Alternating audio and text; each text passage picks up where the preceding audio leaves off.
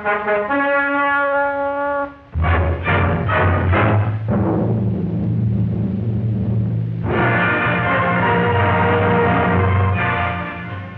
themselves for all the sacrifice and scarcity of war, the women of the Western Hemisphere are taking careful stock of the nation's larder. For none know better than the wives and mothers responsible for the country's health that on the food supply of a fighting people can hang victory or defeat. Already before their eyes are the devastated lands of Europe, the flooded farms of the lowlands, the wheat fields of the Ukraine blazing in the wake of the German tanks. And in tragic contrast to America's abundance are Europe's bread lines, symbols of the hunger stalking a war-torn continent.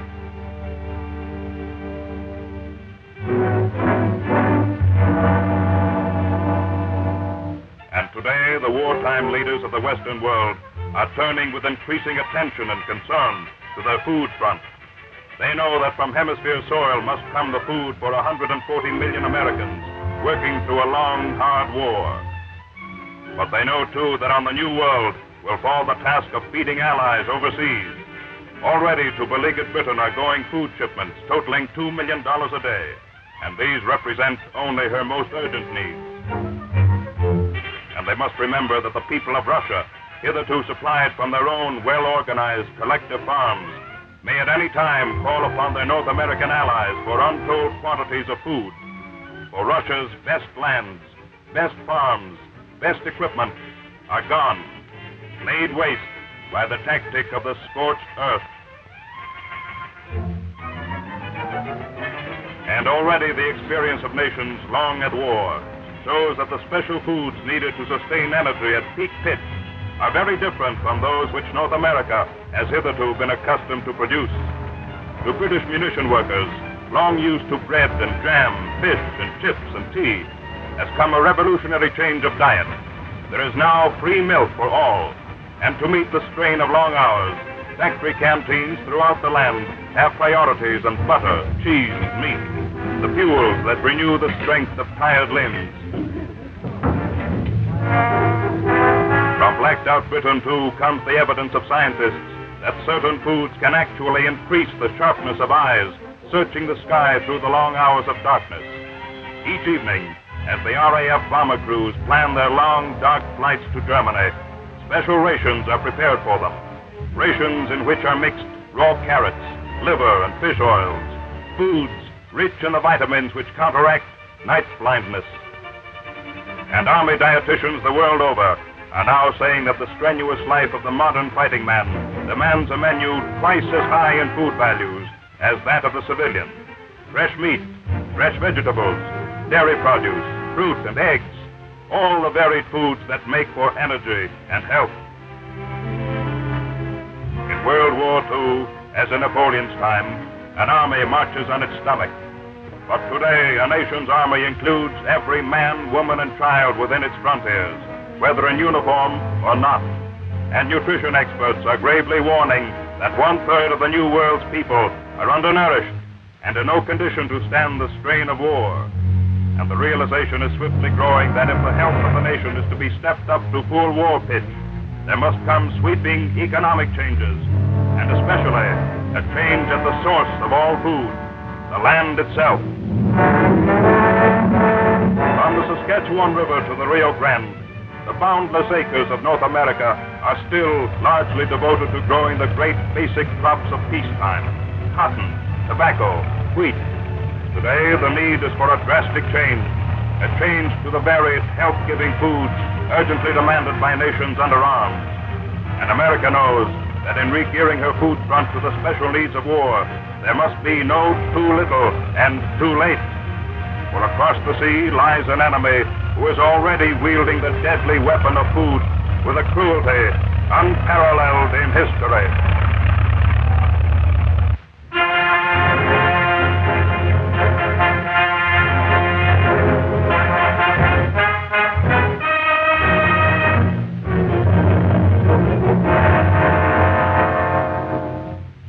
Vivid for every Nazi are the memories of World War I, when hunger brought about Germany's national collapse. And out of the shame of those fateful days arose the first cry of National Socialism. No more charity from foreign powers. Instead, a great new program for the German land. The program of Hitler's fanatical Minister of Agriculture, Walter Darre.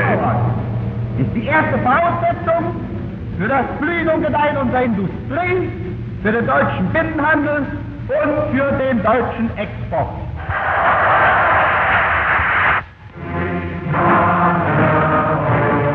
Broadcast through the peaceful farmlands of the Reich as the mystic Nazi doctrine of blood and soil, Darre's plan had a single strategic purpose: to make Germany self-sufficient in food. With his acres invaded by a youthful army of unpaid helpers, the German farmer now found himself under rigid orders as to what crops to grow and in what quantity.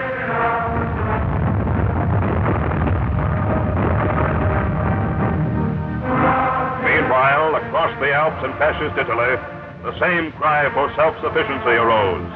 Seizing the great estates and decreeing the reclamation of large areas of marshland, Mussolini himself led a frenzied campaign to triple the production of homegrown food.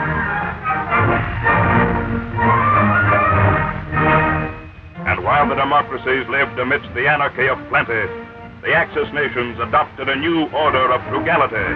Their choice was simple: guns or butter. All through the years of preparation, German imports of fat meat found their way not into the Hausfrau's basket, but into the arsenals, for fat is an important component of high explosive. Displaying in their foreign trade a curious lack of interest in the staple foods, they bought thousands of tons of apples, not to swell the larders of their people, but to supply the distilling plants manufacturing power alcohol, thus releasing precious high-grade fuel for the Luftwaffe's planes.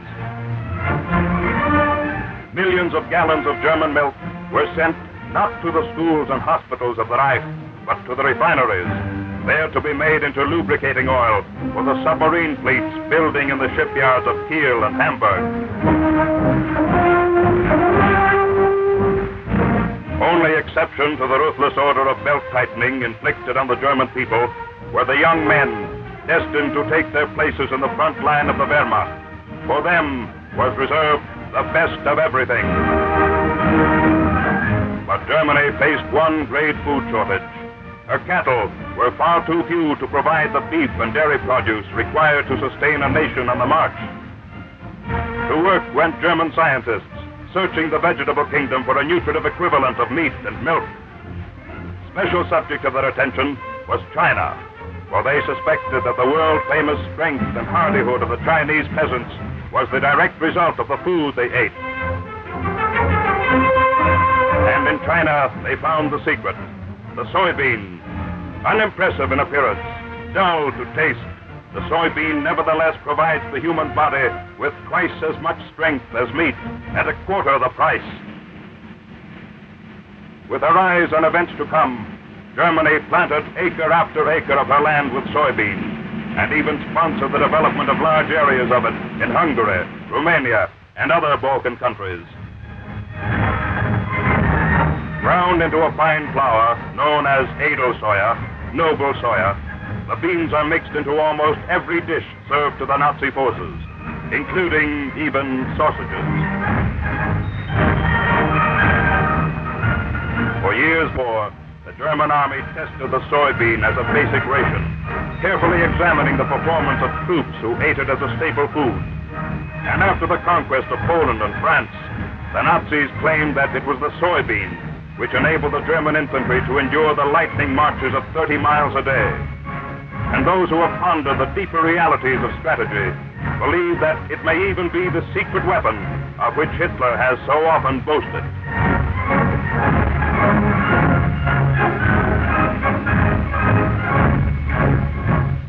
Today, Germany's food plans go far beyond the mere task of keeping her armies on the march.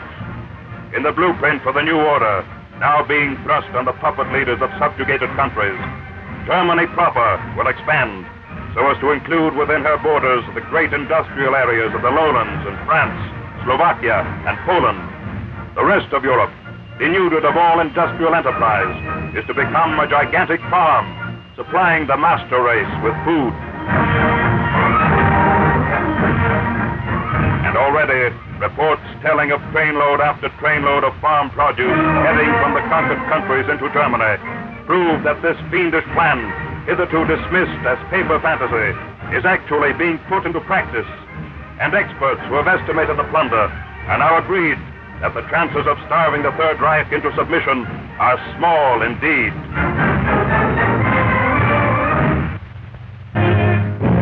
Fearful, by contrast, is the distress of the conquered lands, where the Nazis are deliberately withholding food from the people, for they are well aware that the undernourished are too numbed to revolt. On the battle-scarred fields of France, herds and crops are tended by the inadequate labor of old men.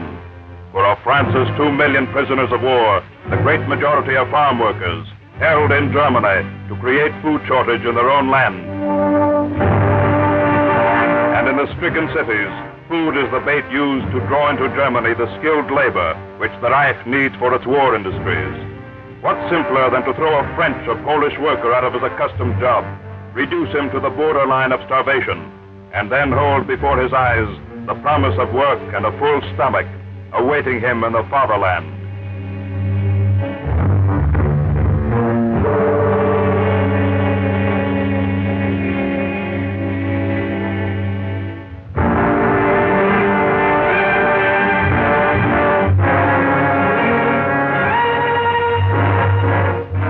Said Walter Dare in 1940, the new aristocracy of German masters is going to introduce a modern form of medieval slavery.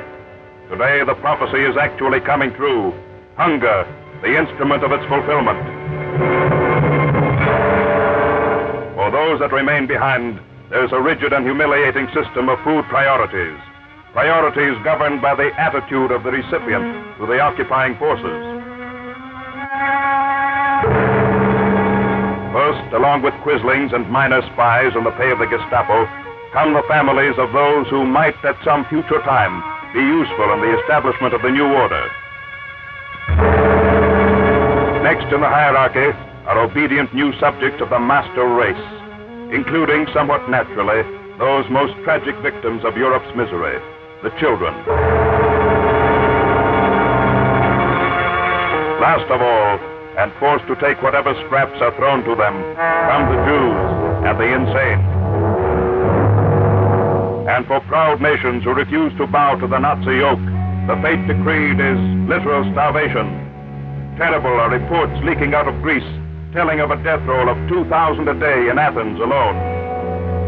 We do not know, they say, how we shall continue to exist, save on indignation and hatred.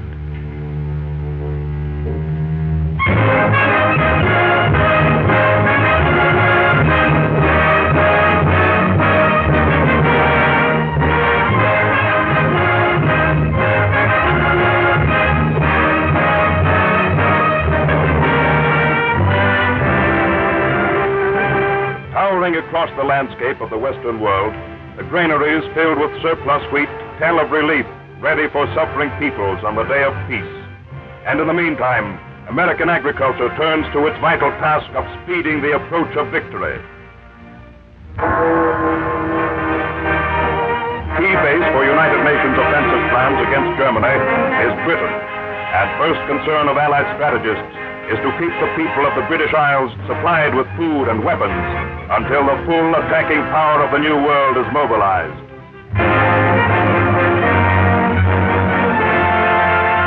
Rich indeed is the English countryside, with its rolling downs and dipping valleys, its parklands and its pastures.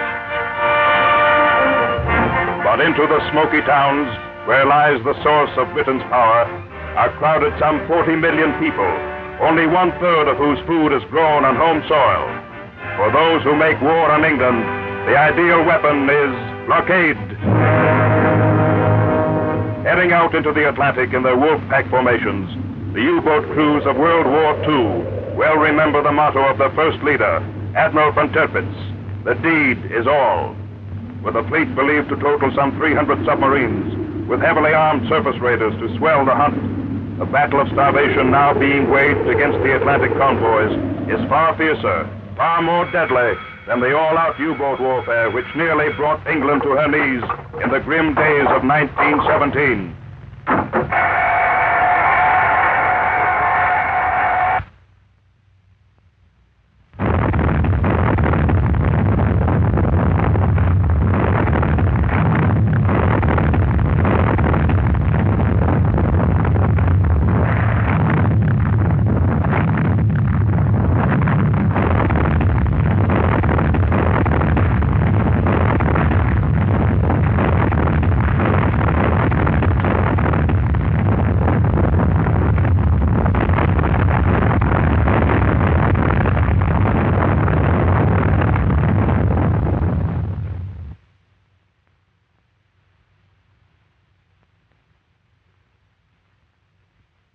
From the Denmark Strait to the Sargasso Sea, from Halifax to Cape Wrath, the story is the same.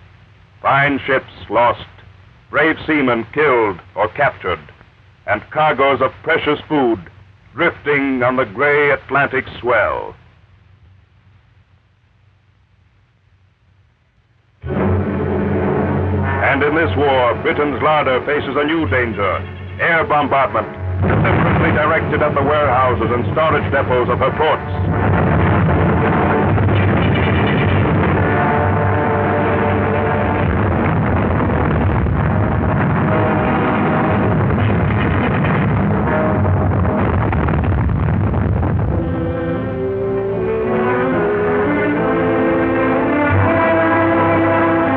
By spring of 1942, with their distribution system seriously impaired by bombing, with their rations being cut and cut again, Britons found themselves facing a food shortage graver than at any time in the history of their island.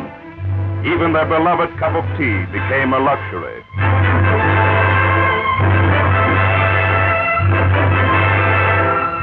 And surveying their crippled ships, naval experts declared that far from allocating extra tonnage to importing new supplies, the shipping space devoted to food must be slashed at once to 1/3 its pre-war volume. Today, a nationwide campaign is launched to increase the productivity of England's soil. Already, back in crops, are 4 million acres, neglected through the years when too little thought was given to the land.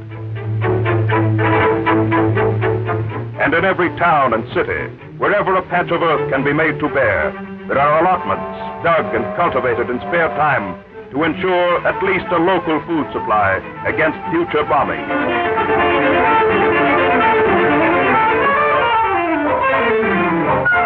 Even in the London Zoo, so well known to peacetime visitors from overseas, the cages have new occupants, less interesting to study, but more essential for immediate needs. And at harvest time, the Army exchanges the rifle for the rake and fights on a new battlefront. But for all this, Britain still cannot provide more than half the strength-renewing foods her people need. Small wonder that with her other shipping routes cut off or gravely endangered, she should rely more and more on the North Atlantic and on the great food reservoir of the New World beyond.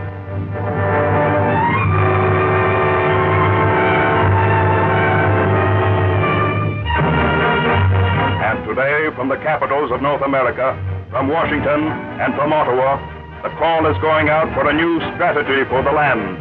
Less of the huge peacetime crops like wheat, more of the varied foods vital to the stamina of fighting nations.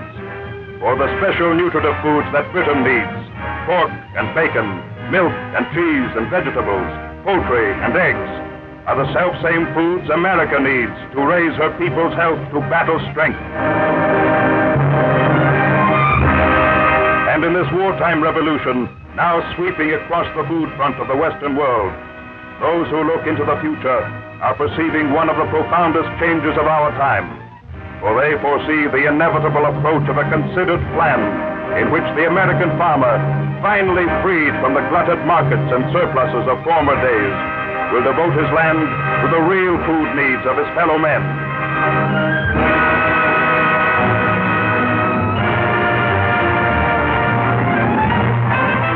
And as the ships head seaward with their cargoes to feed a globe in arms, food for nations fighting from the shores of the Mediterranean to the beaches of the Pacific, they leave behind them a battlefront where sun and sea and human skill are forging not only a mighty weapon of conquest, but a charter of freedom from want for the new world which will arise out of these dreadful days. Among the broad horizons of this land, every American has his first and deepest roots. And in the hour of danger, every American turns again with renewed faith to this, his native soil, the soil that will win the war and write the future.